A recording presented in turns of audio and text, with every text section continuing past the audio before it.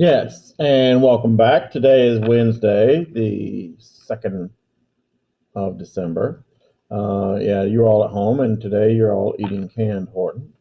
So I hope that's okay. I do not plan to spend a lot of time lecturing. This film up here that I'm pointing to with my cursor, it's an interesting little clip about what life was really like at the Palace of Versailles. And as disgusting as parts of it might sound, remember that the great majority of people of France lived in conditions that were much, much worse. Not to mention that the great, great, great majority of people of France lived in abject poverty and near starvation. So let's begin, shall we?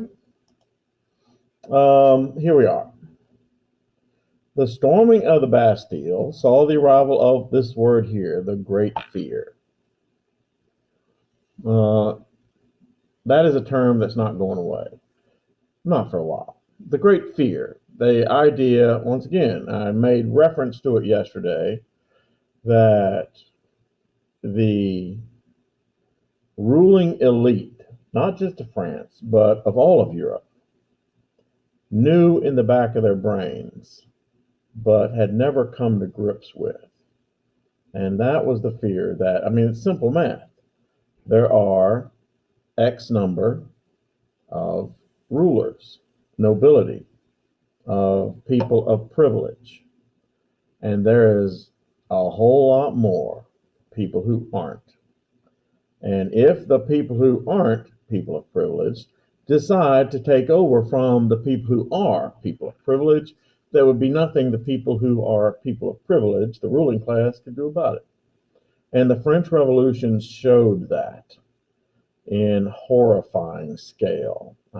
Mob activities, mobs running through the streets. Once again, mobs placing their hands on authority, mobs,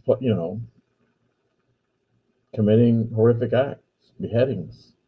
It was quite frightening, and this fear will spread.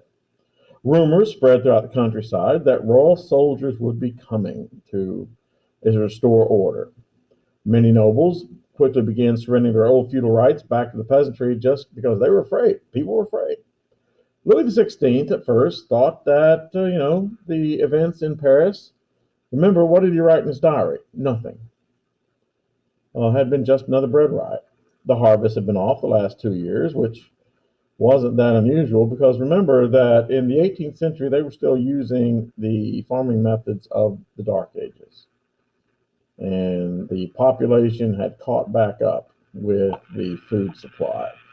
Bread supplies were at their highest. And another thing that I don't mention in there, I should probably write in there.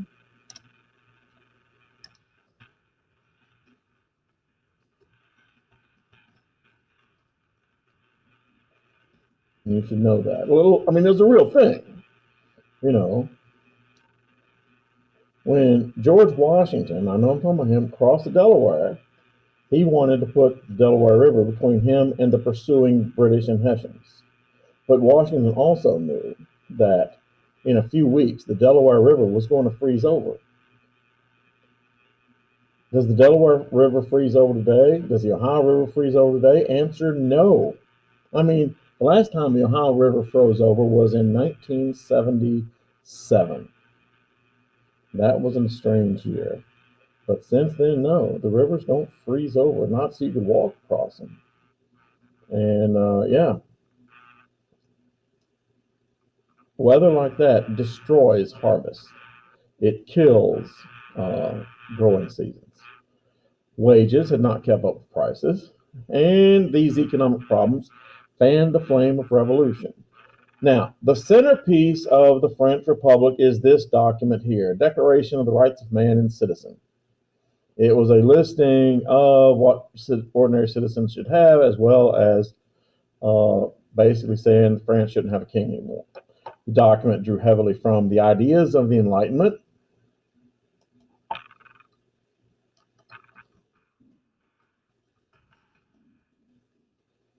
as well as the Virginia Declaration of Rights of 1776. The most important of these rights were were liberty, property, security, and resistance to oppression. The most important of these were civic equality and protection of property. Men, it said, were suited for citizenship, and women for motherhood and domestic life. And so, yeah, this document, that you can see why Mary Wollstonecraft was upset at this document, because this document makes no provision for women. That's why she wrote Vindication of the Rights of Woman. Anyway, which is a response to that. The royal family was forced into house arrest in Paris. I mean, that was an interesting story. So bread prices were on the rise. Things were going bad in Paris. But Louis XVI was snug as a bug in a rug back at Versailles, and everything was fine. And suddenly, a mob of somewhere in the neighborhood of 5,000 to 7,000 people, largely a lot of women, marched the 12 miles from Paris to Versailles because they wanted to talk to their king. And of course, when they get to the gates of Versailles, they overpower the guards there and butcher them. Once again, doing the thing where they cut the guys' heads off and then put their heads on pikes. Only this time, by the end of the night, they will have possession of all of the queen's makeup, and they will put makeup all over the heads of these guards, and then walk around with them. So yeah, and it was the poisson once again. And they broke through the door, and they had been whipped into such a frenzy. The person they really wanted to get a hold of, not the king, they wanted Marie Antoinette. They didn't like the king, but they hated her. She was called Madame Deficit. She was Austrian. There was that rumor she said, let them eat cake, which, by the way, she never said. But, in fact, the idea that Marie Antoinette would even thought about the poor people of France, she didn't think about them. She wasn't supposed to. She was the queen. And so they bust in the door, and they're looking, screaming for her, and members of the crowd start yelling, I want a finger. I want her hair. I want her blood. Literally, had they found her, they would have torn her to pieces. They broke into her room, and they start stabbing her bed. She escapes right before they get there and makes her way and runs into the king's bedroom and hides behind him. The mob goes in there, and when they confront Louis XVI, they kind of stop. They want an audience with the king, and so they told the king, you are leaving. And they packed up the entire royal family. By this time, they have several children. And all the flour and all the foodstuffs in the Palace of Versailles are loaded onto something like 20 wagons behind the royal carriage. And the mob, the carriage, and all the supplies are marched back to the city of Paris. Louis XVI and Marie Antoinette will never return to Versailles. They instead are placed under house arrest in what is the Tuileries Palace, which is a former palace of Louis XIV when he was a child. I mean, it's a palace, but it's not nearly as fancy as Versailles. And although from watching that little thing in Versailles, I think Versailles maybe needed a good cleaning. Ugh. And so they were put in there. They were put into the Tuileries Palace, which, by the way, the Tuileries Palace today is home of the Louvre. And so they're put in there, and they basically, that was where the mob could keep an eye on them. The new National Constituent Assembly, while championing civic equality before the law, did not embrace social equality or extensive democracy.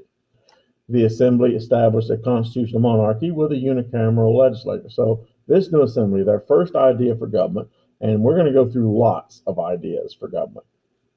The first idea is let's have a king, let's keep the king, but let's, like England, make him a constitutional monarchy.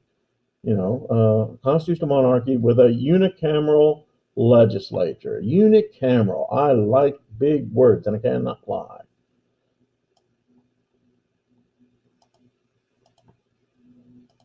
Yes. So what does unicameral legislature mean? Once again, always break down to a word into its component parts. Uni means one, cameral means house, meaning a legislature made up of one house. There is only one legislature, state legislature in the United States that has a unicameral legislature. Does anyone want to guess what that state is?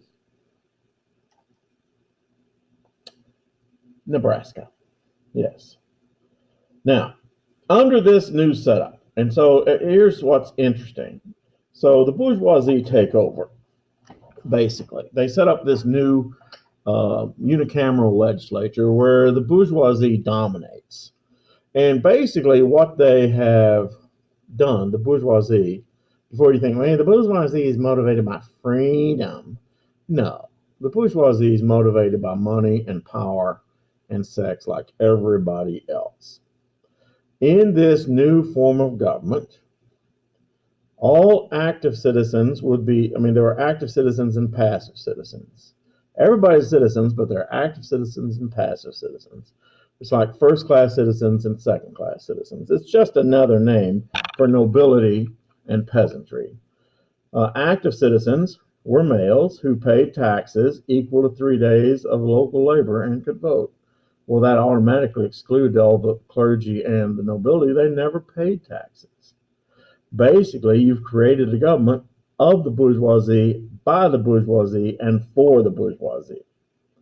A government of money. So, as it says, only 50% of the citizens could vote. This, once again, exchanged a royalty of birth, the nobility, with a royalty of money. Women could not hold office or vote. So in 1791, Olympe de Gouges writes a document called Declaration of the Rights of Woman. Yeah, interesting woman, Olympe de Gouges. She comes up with this declaration, which is, once again, a reaction to the Declaration of the Rights of Man. And her document, says women should have rights. And, of course, the founding fathers of the French Revolution said, yeah, okay, and no. And so she kept barking, and she would be persistent, and she kept arguing her point that women should be equal until they execute her. That'll teach her. Anyway, her document would permit women to own property, require women to, let's fix that.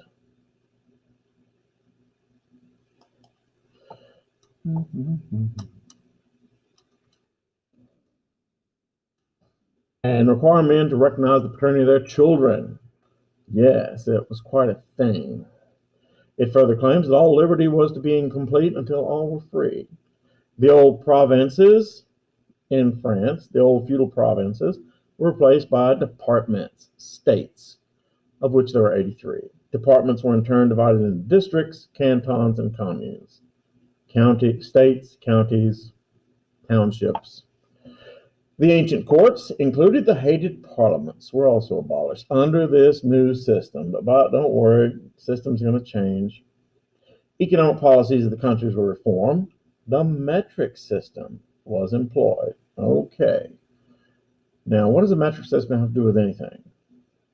Well, you have to remember that the French Revolution was supposed to be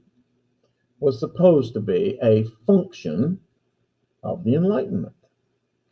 The Enlightenment, where everything squares with science and reason and logic, can be proved. And so this new government said, we're going to have a system of weights and measures that is logical. What is the metric system based on? Yeah, right, 10. That's logical. And so the metric system was adopted over the old system of, using cubits for measurement, whatever weight source they used, weight system they used. Yeah, they employed the metric system because it was logical. It was based on 10. Okay. The Chapelier Law was passed outlawing labor organizations. So, I mean, it wasn't a completely free society. They did not want labor, and labor means the working poor, to organize. So, labor organizations were outlawed. The assembly did not repudiate. Look at that. Now, here's something interesting. The assembly did not repudiate the debt. And there's that word. I like big words, and I cannot lie. Repudiate the debt. You see, the French government owed a lot of money. And the assembly would not repudiate the debt. Why? Because much of that debt was owed to members of the new assembly. And so they said that debt had to be paid. Why? Because they had to be paid. The French Revolution is about money. Okay, yeah, let's reform the government. But, oh yeah, give us our money first.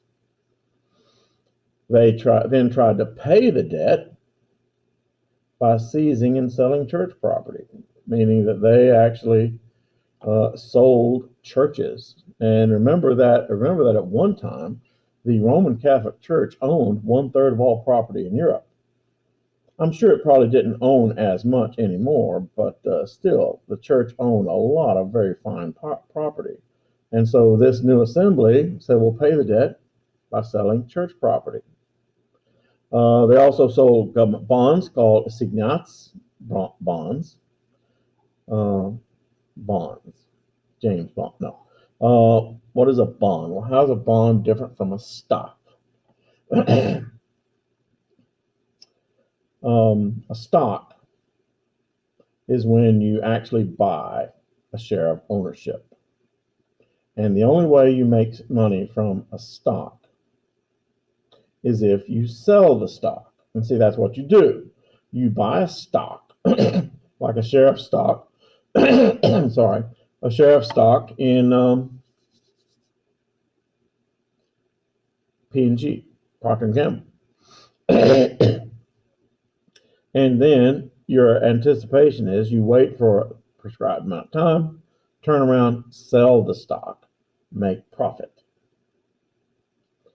Well, bonds don't work like that. Bonds are not ownership. Bonds are loans. When you buy a bond, you're actually loaning some entity money. For example, this school building was built with bonds. The school board, the Boone County School Board, sold bonds on the public market to finance the building of this building. And then over time, the Boone County School Board pays back those bonds to whoever sold them. And the bonds, though, during the interim, gain interest. You see. All right, more and more were sold, driving their value down. At one point, they were actually used as currency. All of this put more stress on the lives of the poor. The French Revolution was not about making things better for everybody. The French Revolution was about changing the heads of rulers from a rule of aristocracy of birth to an aristocracy of money. And that's what was going on. Now, here's something different. The civil constitution of the clergy. That was a part of the French Revolution that was intended to attack the Roman Catholic Church, transform the Roman Catholic Church into a subordinate role within the secular government. This was a major blunder of the assembly. Why? Because as corrupt as the Roman Catholic Church was, remember that the great majority of the people of France were staunchly Roman Catholic. And when this new government starts punching around their Roman Catholic Church, a church that they believed in, a church their fathers had believed in, their grandfathers had believed in, their great-grand, et cetera, et cetera, et cetera, yeah, you're messing with God. And that was a major blunder. It created embittered relations between the French church and the French state, which lasts to this very day. Yeah, the Roman Catholic Church and the French government still are kind of not the best friends. It also said that the clergy must take an oath to the government.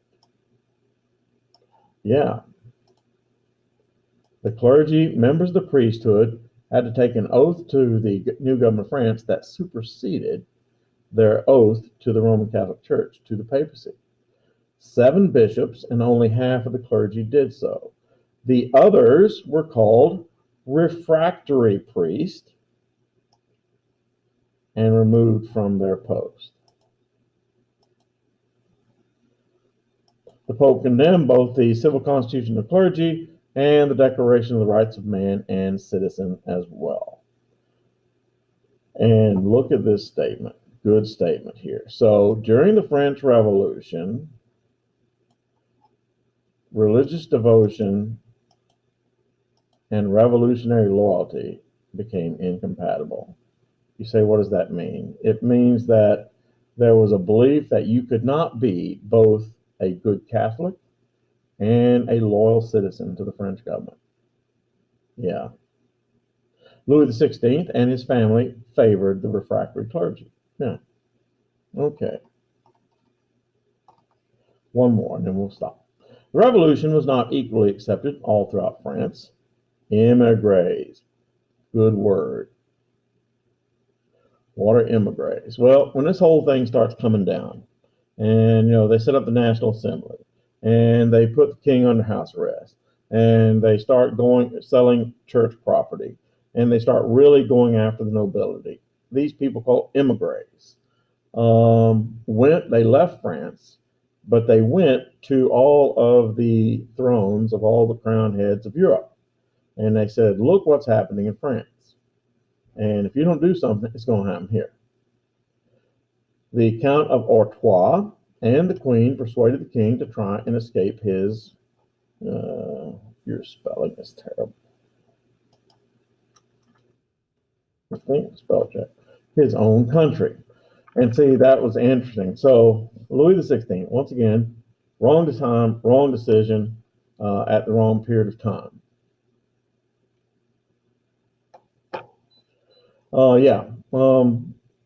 They persuaded him to try to escape. And so Louis XVI and his family, in the middle of the night, they dress up as household servants, get in a carriage, and quietly slip out of Paris, heading towards the Austrian border. Because, Marie Antoinette, she was Austrian. They get 20 miles from the Austrian border and stop and are recognized. Now, Louis XVI, always doing exactly the wrong thing at exactly the wrong time, before he left, he wrote a note, left it on his dresser. The note condemned the revolution and, said, all you guys are losers, you're traitors, and I hope you all die, stuff like that. And then he made the mistake of getting caught. And so, they brought him back to Paris, the entire family under house arrest, and it wasn't going to go good from this point on. So on August 27, 1791, the Austrian Emperor Leopold II and the brother of Marie Antoinette, along with King Frederick II, who was the King of Prussia, issued the Declaration of Pillnitz. What is the Declaration of Pillnitz? The Declaration of Pillnitz stated that it is the responsibility of all the crowned heads of Europe to restore order in France. Now, so these emigres, they have this declaration, and they think, oh, right, we'll take this back, and they'll back down now because Prussia and Austria are both against them. They took it back to France, and instead of making the members of the assembly cower, it actually, I like big words, galvanized, hardened their intent against counter-revolutionary activities. And we will end there and pick up on Thursday because I'm going to go home. So yes, let's stop sharing. But look at that.